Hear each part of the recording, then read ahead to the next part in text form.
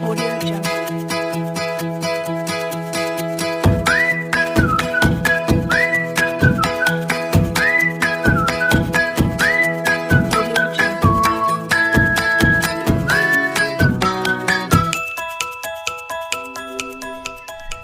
Assalamualaikum warahmatullahi wabarakatuh. Selamat pagi, selamat siang, selamat sore, dan selamat malam untuk seluruh siswa SMP kelas 9 di seluruh Nusantara. Kali ini jumpa lagi dengan saya di video pembelajaran PPKN untuk siswa SMP kelas 9. Di video kali ini kalian akan mempelajari penerapan Pancasila dari masa ke masa. Pada masa awal kemerdekaan Indonesia, yaitu tahun 1945 sampai 1950, Pancasila mendapat banyak tantangan dari berbagai pihak, seperti Belanda.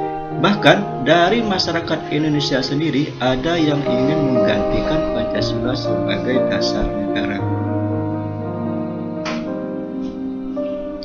Terdapat upaya-upaya pemberontakan terhadap NKRI di sejumlah tempat, yaitu sebagai berikut. 1. Pemberontakan PKI. 2. Pemberontakan DITII di Jawa Barat dan Jawa Tengah. Yang ketiga, pemberontakan APRA.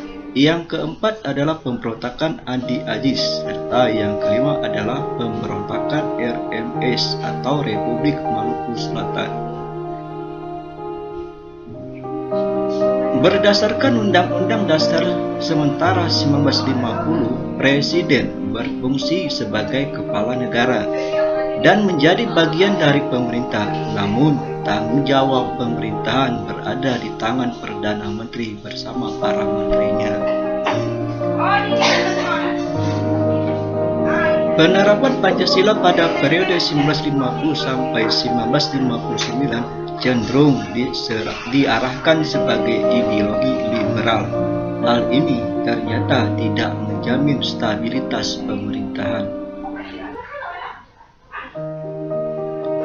Terlaksana pemilihan umum pertama Indonesia, yaitu pada tanggal 29 September 1955, terpilih 272 wakil rakyat sebagai anggota DPR. Pemilu ini juga berhasil memilih anggota-anggota lembaga konstituante sejumlah 550 orang.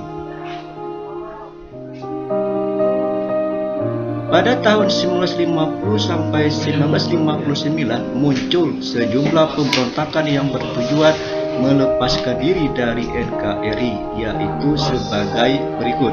1. Pemberontakan DITII di Sulawesi Selatan, Kalimantan Selatan, dan Aceh, pemberontakan PRRI, dan pemberontakan Permesta.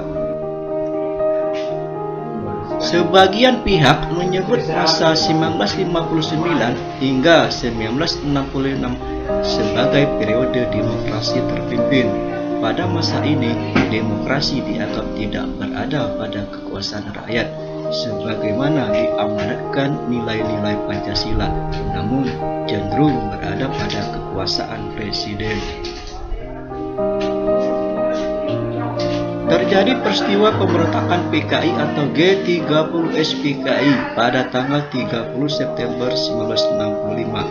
PKI berusaha merebut kekuasaan disertai pembunuhan 6 perwira tinggi dan seorang ajudan Jenderal A.H. Nasution. Pada tanggal 12 Januari 1966 terjadi demonstrasi mahasiswa dan rakyat yang menyampaikan beberapa tuntutan, dan demonstrasi tersebut dikenal sebagai 3 tuntutan hati nurani rakyat atau Tritura.